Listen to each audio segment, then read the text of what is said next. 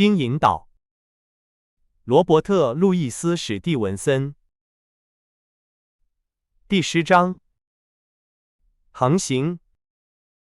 我們整夜都在忙碌，把東西各就各位。與此同時，特里勞尼鄉紳的朋友們，布蘭德利先生等人，乘船前來，祝他旅途愉快，平安歸來。我在本堡海軍上，將客棧從未度過如此忙碌的夜晚。所以，當黎明前不久，水手長吹響哨子，船員們開始轉動絞盤的槓桿時，我感到筋疲力盡。然而，即使我再累一倍，也不會離開甲板。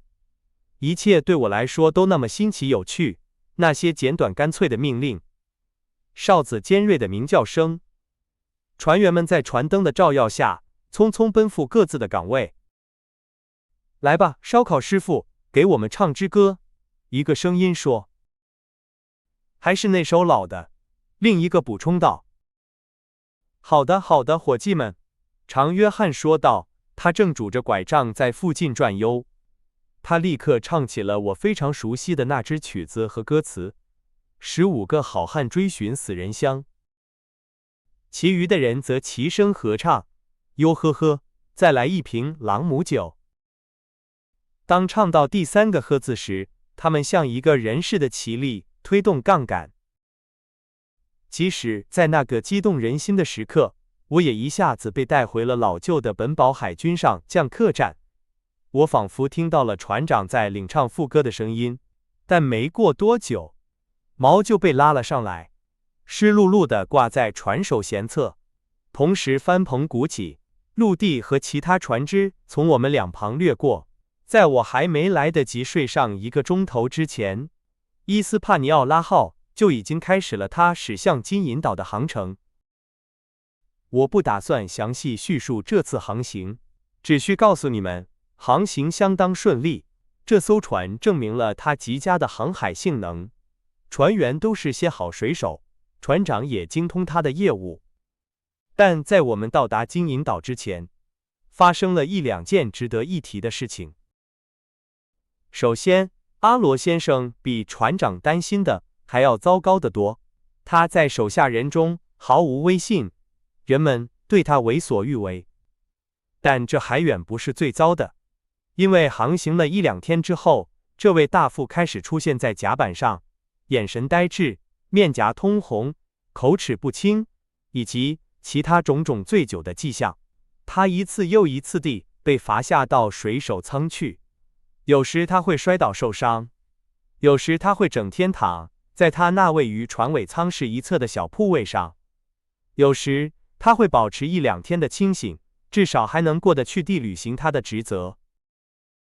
與此同時，我們始終沒能弄清楚他從哪裡搞來的酒，這成了船上的一個謎。無論我們怎麼監視他，都無法解開這個謎團。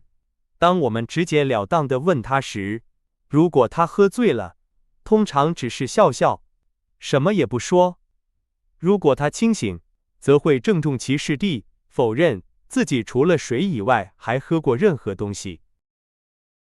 他不僅作為一名軍官毫無用處，而且對船員們也起到了壞榜樣。很明顯，如果他繼續這樣下去，很快就會把自己喝死。所以，當一個漆黑的逆風航行的夜晚，他無影無蹤地消失，再也沒有人見過他時，並沒有人感到特別驚訝，也沒有人特別為他難過。準是掉到海裡去了。船長說：好吧，先生們，這倒省了我們給他帶鐐銬的麻煩。但我們沒有了大副，所以理所當然地有必要提升一名水手。水手長約伯·安德森似乎最適合這個職位。雖然他保留了原來的級別，但在某種程度上，他開始履行大副的職責。特里勞尼先生以前航行過，所以他的知識非常有用。因為在天氣好的時候，他常常負責值班。舵手伊斯雷爾·漢茲是一位經驗豐富的老水手，謹慎而幹練，完全可以信賴。他深受長約翰·希爾福的信任。既然提到了這個名字，我就來談談我們船上的廚師、燒烤師傅，船員們都這麼叫他。他在船上走動時，總是把拐杖用繩子掛在脖子上，以便盡可能地解放雙手。看他把拐杖的末端像楔子一樣插進艙壁，然後就這樣支撐着身體，隨着船隻的各種顛簸搖擺，同時還不停地忙活着他的鍋碗瓢盆，就好像安穩地待在陸地上一樣。那真是一番奇景。更令人驚奇的是，看他在暴風雨中穿越甲板。他讓人安裝了1-2根繩索，水手們稱之為長約翰的吊環，以便他更容易地穿過那些較寬的區域。他主要靠雙手，有時也借助拐杖，有時則把拐杖掛在脖子上拖着走，從一個地方移動到另一個地方，速度之快，不亞於其他人走路。然而，一些以前和他一起航行過的水手，看到他淪落到這般境地，都為他感到惋惜。燒烤師傅可不是一般人，舵手告訴我，他年輕時上過好學校，想說的時候，說起話來像書本一樣條理分明，而且勇敢獅子在長約翰面前根本不算什麼。我親眼見過他對付4頭獅子，讓他們的腦袋互相碰撞，而且他還是赤手空拳。全體船員都尊敬他，甚至服從他。他懂得如何與每一位水手交談，也樂於為每個人提供某種特定的幫助。他對我總是非常和藹可親，而且總是很高興在廚房裡見到我。廚房被他打掃得像新擦亮的盤子一樣乾淨，盤子都掛了起來，擦得锃亮。鸚鵡則待在角落的籠子裡。到這兒來，霍金斯，他常常對我說，來和約翰聊聊天。孩子，我最喜歡的就是和你作伴了。這是弗林特船長，我管這只鸚鵡叫弗林特船長，是為了紀念那位著名的海盜。我說，這是弗林特船長，他預言我們的航行會成功。你是不是在做這個，船長？鸚鵡便開始飛快地叫道：西班牙銀元，西班牙銀元，西班牙銀元。他就這樣一直叫下去，直到人們擔心他會喘不過氣來，或者直到約翰用手帕蓋住籠子為止。那只鳥，約翰常常說，也許有200歲了，霍金斯。他們大多都活得很長。如果說有誰見過的壞事比他還多，那個人一定是魔鬼本人。他曾和英格蘭船長一起航行過，那個偉大的英格蘭船長，那個海盜。他到過馬達加斯加，到過馬拉巴爾，到過蘇利諾，到過普羅維登斯，也到過波托維洛。他親眼目睹了那些沉沒的裝滿白銀的大帆船被打撈上來。他就是在那兒學會說西班牙銀元的，這也不足為奇，因為當時足足有35萬枚呢。霍金斯，一點也不少。他還親眼目睹了在果阿附近襲擊印度總督船隻的場面。然而，看着他，你會覺得他不過是只小雞雛，但是你聞到過火藥味，是不是，船長？準備起航，鸚鵡尖叫道：啊，多麼漂亮的鳥兒！廚師說着，從口袋裡掏出糖餵它。這時，鸚鵡便啄着籠子的欄杆，破口大罵起來，把他的信仰說成是邪惡。看，約翰補充道，孩子，近墨者黑呀。這兒有我這只可憐的、老邁的、無辜的鳥兒，像魔鬼一樣罵人，而且他肯定不知道自己在幹什麼。他在牧師面前也會照樣罵人。比如說，約翰摸了摸額前的頭髮，神情莊重，這讓我覺得他真是個最好的人。與此同時，鄉紳和斯莫利特船長仍然保持着疏遠，前者毫不掩飾地鄙視船長，後者呢，除非別人問他，否則從不開口，即使開口，也總是言簡意賅，不多說一個字。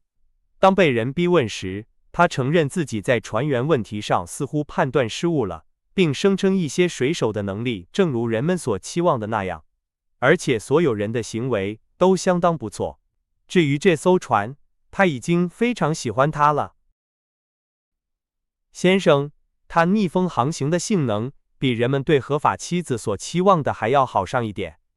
但是，他繼續說道，我只想說，我們還沒回到家，而且我不喜歡這次航行。鄉紳聽了，轉過身去，下巴朝天，在甲板上來回踱步。再多看那家伙一眼，他說，我就要爆炸了。我們遇到了一場小風暴，這正好證明了伊斯帕尼奧拉號的優良性能。船上所有的人似乎都非常滿意。說實話，如果他們還不滿意，那也太難伺候了。因為我相信，自從諾亞駕着方舟起航以來，恐怕再沒有哪隻船員像他們這樣受寵了。只要有一點借口，他們的格羅格酒就會加倍，時不時地還會有麵粉布丁。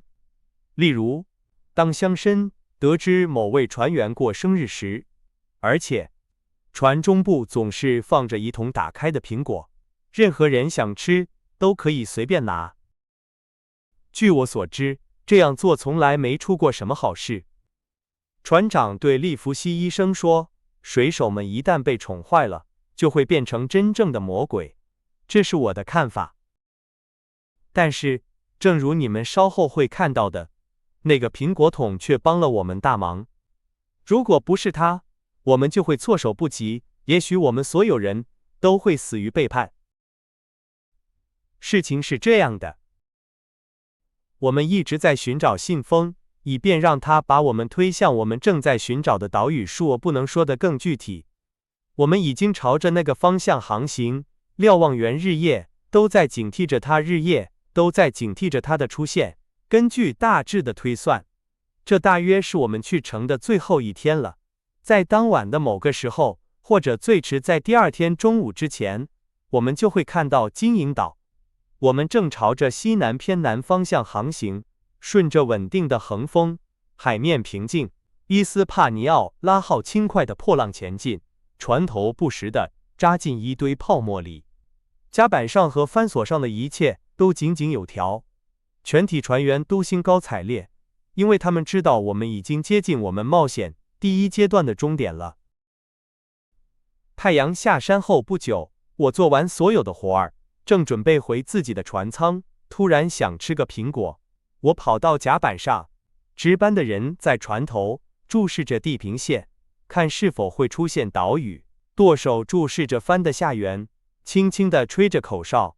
除了水流衝擊船首舷側和船舷的聲音外，船上再沒有其他聲音了。我探身到蘋果桶裡，幾乎整個人都鑽了進去，發現裡面幾乎一個蘋果也不剩了。但是，我坐在黑暗中，被水聲和船的搖晃弄得昏昏欲睡，或許我已經睡着了。這時，附近傳來一個壯漢坐下的沉重聲音。那人把肩膀靠在桶上，桶晃動了一下，我正準備跳起來，那人卻開始說話了。那是希爾弗的聲音。在我還沒聽到12個字之前，我無論如何也不會讓他發現我了。